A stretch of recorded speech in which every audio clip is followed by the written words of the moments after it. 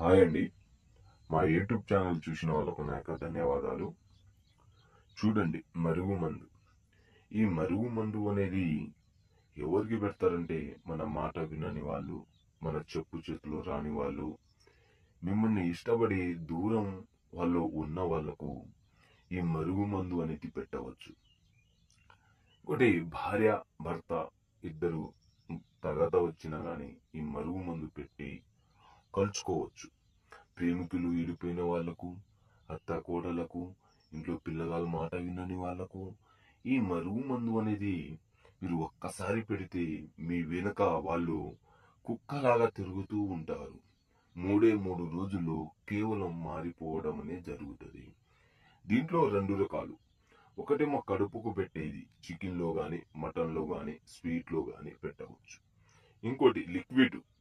liquid అనేది చెప్పుల